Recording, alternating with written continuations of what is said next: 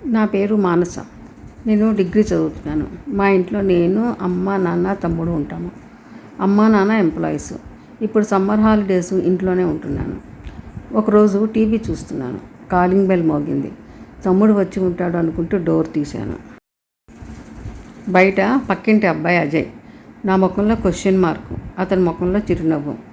ఏం కావాలి అని మెల్లిగా అడిగాను.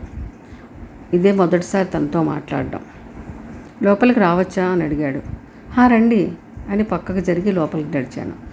తను మెల్లగా నా వెనక లోపలికి వచ్చాడు. కూర్చోండి, సోఫా వైపు చూపిస్తూ అన్నాను. తను కూర్చున్నాడు. అతని చేతిలో చిన్న స్టీల్ బాక్స్ ఉంది. ఏం తెచ్చాడబ్బా అని మనసులో అనుకున్నాను. అమ్మ హల్వా చేసింది, ఇవ్వమని చెప్పింది. బాక్స్ అందిస్తూ అన్నాడు. నేను బాక్స్ చేతిలోకి తీసుకున్నాను. అవునా అంటూ బాక్స్ మూత ఓపెన్ చేసి చూశాను. కమ్మని నేతి వాసన ముక్కు పుట్టాలను తాకింది. థ్యాంక్స్ అండి అంటూ బాక్స్ క్లోజ్ చేసి డైనింగ్ టేబుల్ మీద పెట్టాను. అతను వెళ్తాడేమో అనుకుంటే కదలట్లేదు. ఏం చేయాలో అర్థం కాలేదు. ఉండండి, కాఫీ తెస్తాను అంటూ కిచెన్లోకి వెళ్ళాను. కొంచెం ఇబ్బందిగా ఉంది. మొదటిసారి తనతో మాట్లాడడం. కాఫీ చేతికి అందించాను. థ్యాంక్స్ అంటూ కప్పు చేతిలోకి తీసుకున్నాడు. కాఫీ తాగుతూ ఏవో మాటలు మాట్లాడుకున్నాం. కొద్దిగా బెరుకు తగ్గింది. తరచూ ఏదో ఒకటి తేవడం, ఏదో కావాలని రావడం, కూర్చొని కాసేపు మాట్లాడుకోవడం ఇలా సాగుతుంది. ఒకరోజు మళ్ళీ వచ్చాడు. నవ్వుతూ వచ్చి సోఫాలో కూర్చున్నాడు. బ్లాక్ టీషర్ట్లో చాలా స్మార్ట్గా ఉన్నాడు. నేను ఆ రోజు బ్లాక్ టాప్లో ఉన్నాను.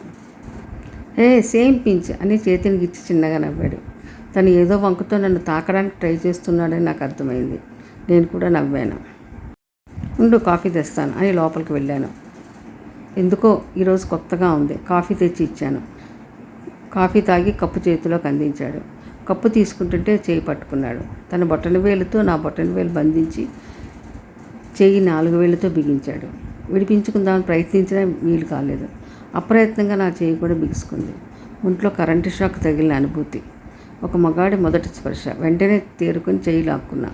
నవ్వుతూ వదిలేశాడు. ముఖం ఎర్రగా కందిపోయింది. నా గుండె చప్పుడు నాకే వినిపిస్తుంది. తలదించుకొని కిచెన్లోకి పరుగు తీశాను.